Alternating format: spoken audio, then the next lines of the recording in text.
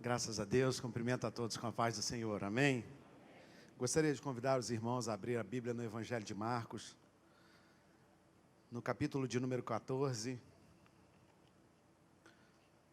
E nós vamos ler dois versículos, o versículo de número 51 e o versículo de número 52. Evangelho de Marcos, capítulo de número 14, versículo 51 e versículo de número 52. Glória seja dada ao nome de Jesus. Está escrito assim na palavra do Senhor, Evangelho de Marcos, capítulo 14, versículo 51. E certo jovem o seguia, envolto em um lençol sobre o corpo nu, e os jovens lançaram-lhe a mão, mas ele, largando o lençol, fugiu deles nu. Amém? Pode se sentar em nome de Jesus. Quando nós chegamos a este momento do texto sagrado, este momento narra a ocasião em que o Senhor estava no jardim do Getsêmani, junto com seus discípulos, prestes a ser apanhado, a ser preso, para cumprir o seu propósito, que era se entregar a sua vida por amor da humanidade. E como nós lemos aqui nesse texto sagrado, Jesus tinha muitos seguidores. Muitas pessoas seguiam a Jesus.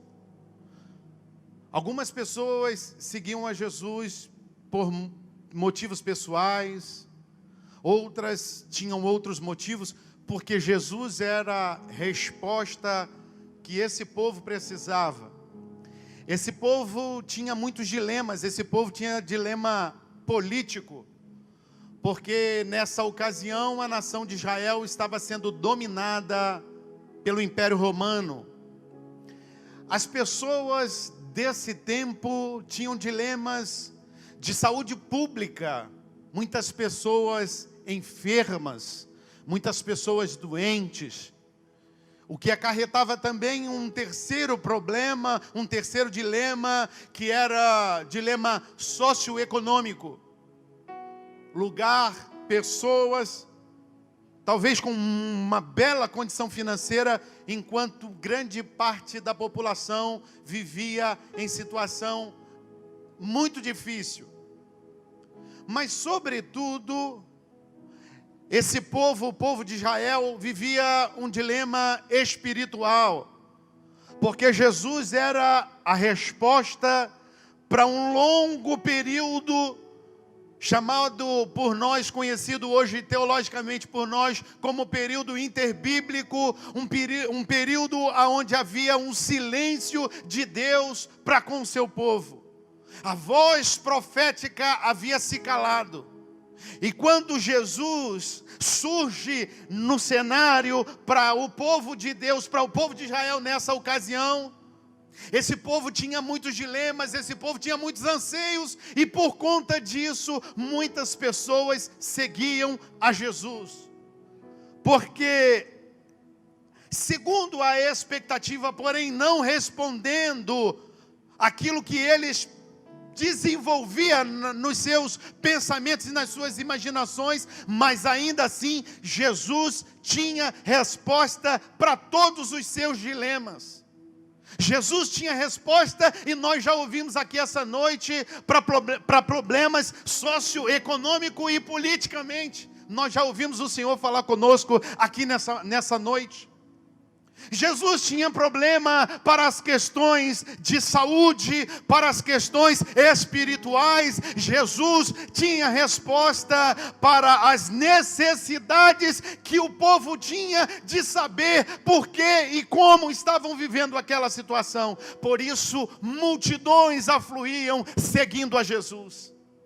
Multidões caminhavam em direção a Jesus. Aonde sabia que Jesus estava, era impossível que houvessem poucas pessoas ali, e muitos milagres e muitas coisas aconteceram, onde Jesus estava sendo pressionado por uma multidão, no sentido físico e corporal.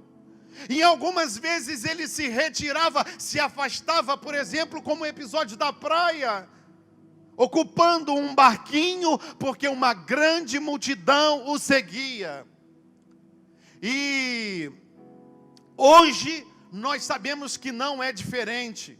Muitas pessoas seguem a Jesus, sobretudo como nós estamos fazendo aqui essa noite, porque nós cremos que Jesus tem resposta para os dilemas da nossa vida.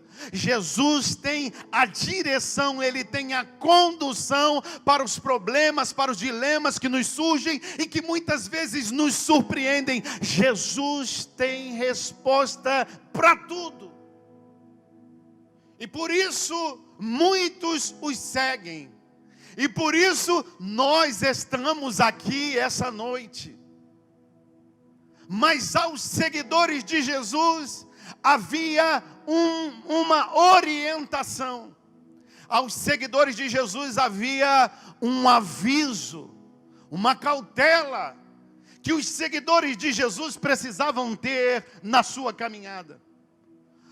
Porque nem sempre aonde Jesus estava, ele era homenageado. Nem sempre a presença de Jesus movia o coração da população, ou talvez da totalidade, para celebrar a sua presença, glorificando a Deus, porque afinal de contas, a resposta aos dilemas da humanidade, da sociedade naquele ponto, seriam resolvidas, seriam sanadas. Em algumas vezes sim, a presença de Jesus era celebrada. Em algumas vezes sim, a presença de Jesus resultava em adoração, em glórias ao nome de Jesus. Mas como especificamente nesse momento, por causa da presença de Jesus, os seus seguidores não seriam ovacionados, não seriam homenageados, não seriam honrados, mas seriam perseguidos. E essa é uma verdade a qual nunca nos foi escondida nesse púlpito, nesse lugar. Porque sempre, por vezes, o Senhor tem nos despertado e nos encorajado a mantermos a nossa posição diante de Deus, quando tudo estiver bem, mas também nós precisamos manter a nossa posição diante de Deus, quando vierem as lutas, quando vierem as dificuldades, porque nós sabemos que sobre todas elas, o Senhor é poderoso para nos livrar, o Senhor é poderoso para nos dar vitória, o Senhor é poderoso para nos fazer vencer. E chega a ponto de dizer que se nós entendermos, se nós identificarmos que nós estamos sendo perseguidos, caluniados, afrontados e mentindo, de pessoas dizendo mal sobre nós, o sentimento que deve haver no nosso coração é de que nós devemos nos alegrarmos, porque assim perseguiram os profetas que foram antes de nós. E este é o cenário desse episódio que nós acabamos de ler. Porém, em específico, um jovem, esse personagem destacado pela sua faixa etária, nos remete a saber de alguém imaturo, de alguém que ainda não estava amadurecido. E que ao contrário daquilo que Jesus diz para os seus discípulos, no versículo de número 34, quando lá no jardim de Getsêmani, ele entende que é o momento da oração, ele diz para os seus discípulos: vigiai, porque eu vou orar. E falar em vigiar, é falar a respeito de estar firme. Falar a respeito de vigiar é falar a respeito de ter cuidado. Falar a respeito de vigiar tem a seguinte definição: tomar cuidado, para que por causa da imprudência ou por causa da displicência, nenhuma calamidade repentina surpreenda alguém. Por isso Jesus deu uma ordem: vigiai. Essa ordem foi repetida na primeira epístola do apóstolo Pedro, no capítulo de número 5 e no versículo de número 8, onde diz: sede sóbrios e vigiai, porque o diabo, vosso adversário, anda em derredor como um leão, bramando, buscando a quem possa tragar. Portanto, vigiai. Essa é a orientação de Jesus àqueles que o seguem. Essa é a orientação de Jesus àqueles que decidem encontrar nele resposta para os dilemas da vida, para os dilemas sociais, políticos, problemas de saúde, sobretudo problemas espirituais. A ordem de Jesus é vigiar. Porém, quando nós lemos a esse texto, esse jovem destacado pela sua faixa etária, como sinal de alguém imaturo, toma a seguinte decisão: eu vou seguir a Jesus, eu vou em direção a Jesus. Porém, o texto sagrado diz que ele coloca um lençol por sobre o seu corpo. Ele estava vestido de forma inadequada. E eu penso que o motivo pelo qual o fez se portar daquela maneira, talvez como um sinal da sua juventude, o sinal da sua imaturidade, ele não sabia o que poderia acontecer com alguém que estava seguindo a Jesus. E isso nós podemos chamar de displicência. E não sabia porque não conhecia. E não sabia porque não dava atenção àquilo que Jesus falava. Queria encontrar resposta, mas não estava disposto a ouvir. Porque Jesus anunciava que os seus seguidores precisavam vigiar. E este jovem, numa atitude de displicência, coloca um lençol sobre o seu corpo nu e vai até Jesus. Parece coisa de curioso. Parece coisa de alguém que ouviu uma gritaria na rua, ou quem sabe ouviu um disparo de uma arma de fogo, e a pessoa já estava em casa, talvez se recolhendo para dormir, e esquece que está vestido inadequadamente e corre para ver o que estava acontecendo. Isso é displicência. Isso é alguém que segue não sabendo o que pode acontecer. E eu volto e eu repito, não sabia o que podia acontecer, porque apesar de enxergar Jesus como resposta aos seus dilemas, não estava disposto a ouvir. Não valorizava a palavra que saía da boca do mestre. Esse é a primeira possibilidade de alguém que segue a Jesus vestido apenas com um lençol sobre o corpo nu. Ou quem sabe a atitude não é de displicência, mas algo também que é destacado por alguém imaturo, é confiar em si mesmo, a ponto de dizer: isso comigo não acontece. Eu posso ir do jeito que eu achar que eu tenho que ir, porque afinal de contas, comigo não vai acontecer nada. Mais uma vez, isso é sinal de alguém imaturo, que ou agiu por displicência, ou agiu por imprudência. Mas o texto sagrado nos vai dizer que este jovem que seguia Jesus nessas circunstâncias, quando chega a hora da provação, quando chega o momento do aperto, outros jovens vão até ele para tentar prendê-lo.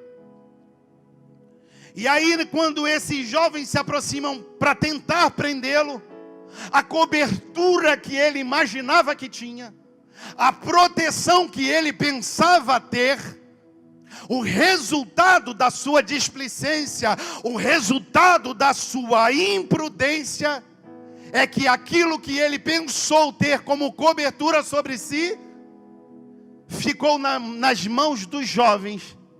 E ele saiu daquela cena exposto, desprotegido, desonrado, envergonhado, pelo simples fato de que algo que o Senhor havia o despertado, algo que o Senhor havia sido chamado a atenção, foi negligenciado. E quem sabe, irmãos, nós que estamos aqui essa noite, não temos sido orientados, não temos sido avisados, não temos sido despertados pela palavra de Deus. E que nós precisamos entender que nós precisamos agir sobretudo com maturidade. E como é que age com maturidade? Não sendo displicente e também não sendo imprudente.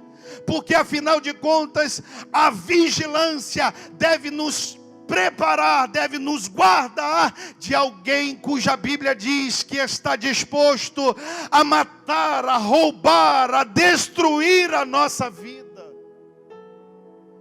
Portanto, se existe algo que há no meu coração, uma compreensão que o Senhor traz para nós neste momento do culto, nós precisamos vigiar, nós precisamos estar atentos, nós precisamos estar em alerta, nós precisamos sobretudo dar ouvidos àquilo que o Senhor tem falado conosco, porque a resposta que nós precisamos e que nós esperamos em Jesus não é ver a nossa família destruída, não é ver a nossa casa derrubada, não é ver o nosso ministério fracassado, não é ver com que nós viemos nos afastar da presença de Deus, mas a expectativa que cada um de nós temos aqui essa noite, é aquilo que o Senhor quer fazer com a gente. Ele quer te levantar, Ele quer te dar vitória, Ele quer abençoar a tua casa, Ele quer abençoar a tua família, Ele quer fortalecer o teu ministério. Então, em nome de Jesus, igreja do Senhor, ouça,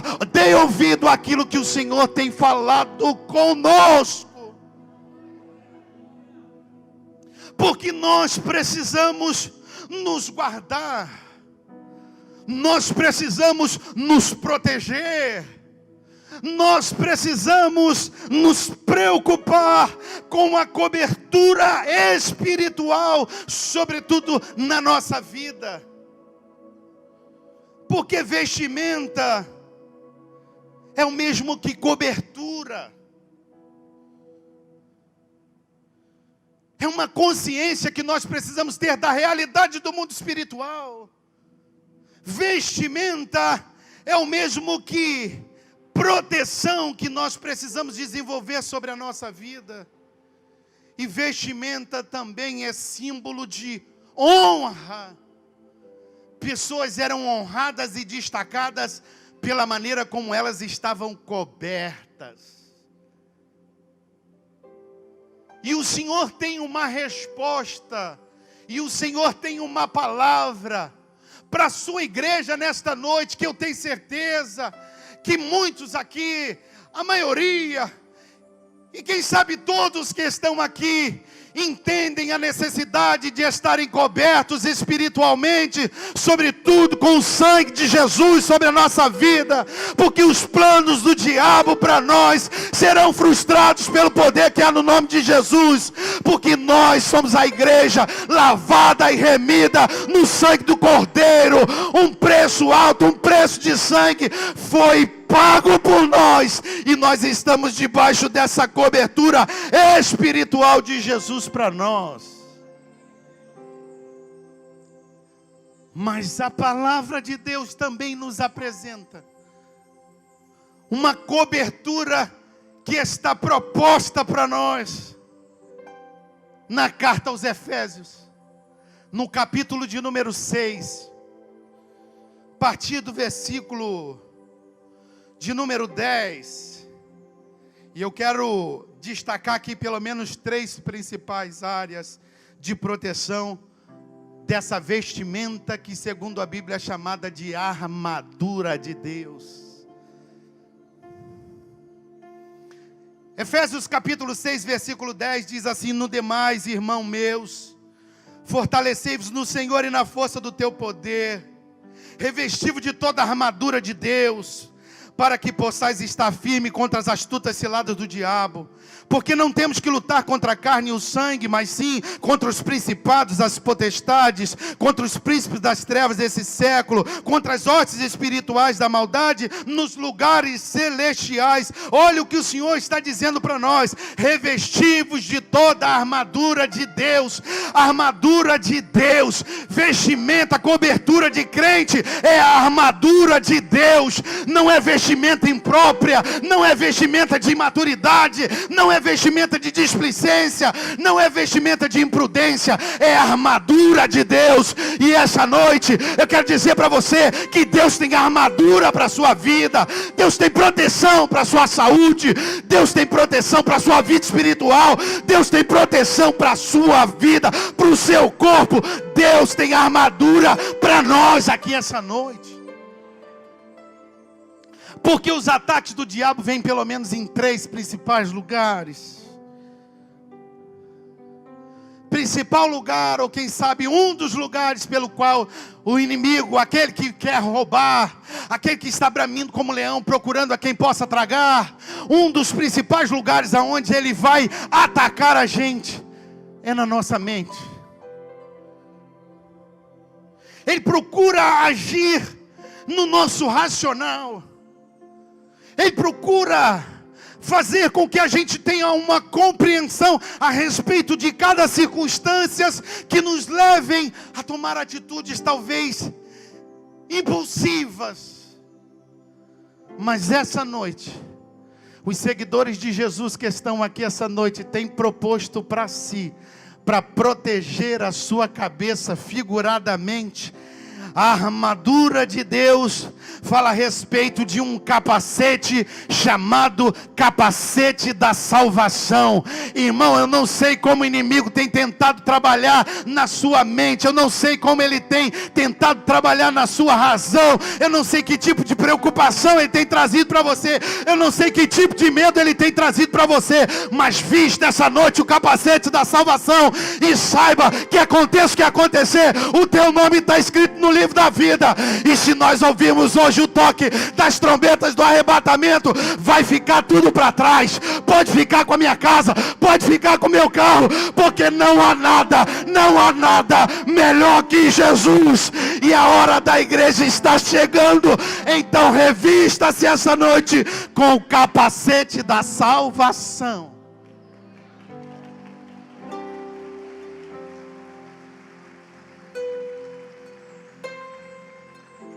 Uma outra área que o inimigo procura encontrar lugar em nós para nos destruir, está dentro do nosso peito, no nosso coração. E para isso, a proteção do peito, do tórax, apresentada nessa epístola aos Efésios, é a couraça da justiça. Quando falamos a respeito dos ataques do inimigo ao nosso coração, falamos que muitas vezes ele procura agir na nossa área emocional. Ele procura agir nos nossos sentimentos. E muitas vezes esses sentimentos são estimulados por vozes que se apresentam muitas vezes de forma muito sutil, muito sorrateira. Um dia, quando Jesus estava prestes a assumir, a finalizar ou a concluir o plano que estava proposto para a sua vida aqui terrena, um dos seus amigos, um dos seus discípulos, disse para ele: Senhor, o Senhor não precisa passar por isso. O Senhor não precisa sentir essa dor. O Senhor não precisa, não, isso é demais. Para que isso tudo? E o Senhor identificou com sensibilidade que aquela palavra sutil, aquela palavra sorrateira, não provinha do coração daquele amigo e nem tampouco do coração de Deus. Aquilo era uma palavra vinda do inferno. E quantas vezes palavras vindas do inferno não encontram lugar no nosso coração e mexe com as nossas emoções. Mas está proposto para nós aqui em Efésios que para a proteção do nosso peito e simbolicamente do nosso coração, nós precisamos nos vestir da couraça da justiça. E a couraça da justiça nos dá a capacidade de caminharmos como alguém que foi justificado. Quem sabe emocionalmente, quem sabe com palavras sorrateiras, o que o diabo não está querendo dizer é que você não pode, é que você não é digno, é que você não é capaz, porque afinal de contas você magoou, porque afinal de contas você fez isso. Mas em nome de Jesus, que nessa noite o Espírito Santo nos dê graça para agirmos como alguém que foi justificado pelo Senhor. E se o diabo vier qualquer acusação contra você, em nome de Jesus, nós já fomos justificados em Cristo. Diga para ele: agora não vivo mais eu, mas Cristo vive em mim. Então se revista dessa armadura. E por último, e a não mais importante, áreas de atuação onde o inimigo tenta nos destruir, tenta nos matar, tenta nos roubar aquilo que Deus nos deu, está nos nossos pés. E pés fala a respeito de direção. E pés fala a respeito de norteamento, ou de norte, de direção, de decisão. Isso fala a respeito de pé.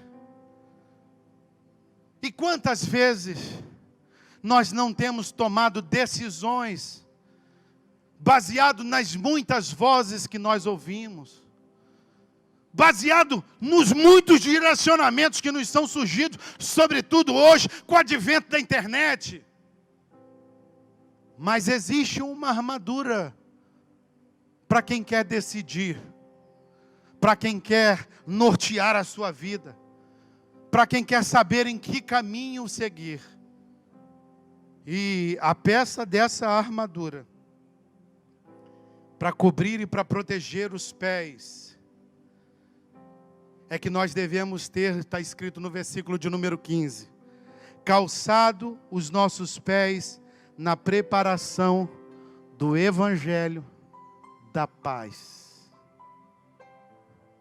A proteção, a direção, o norte que nós precisamos está em nós calçarmos as sandálias na preparação do Evangelho da paz. Jesus tem resposta para nós. Jesus tem resposta para esse tempo. Por isso milhares e milhares de seguidores estão reunidos essa noite aos seus pés, cada um em sua igreja, cada um em sua denominação, todos com o coração abertos para ouvir uma palavra, para ouvir um direcionamento, para ouvir uma instrução de Deus, como nós estamos aqui essa noite. E eu quero dizer para você que está aqui essa noite, Jesus tem resposta para todos os dilemas da sua vida. Não sei qual foi o problema que você entrou aqui essa noite, mas uma coisa eu tenho certeza: se nós nos revestirmos do Senhor, se nós nos mantermos revestidos com a armadura de Deus, o diabo pode gritar, pode bramar como um leão, ele pode fazer o que ele quiser fazer, mas ele não vai destruir a igreja do Senhor, porque a igreja do Senhor caminha protegida sobretudo pelas palavras, pelas respostas e pela direção de Jesus para a nossa vida. Se coloque de pé em nome de Jesus.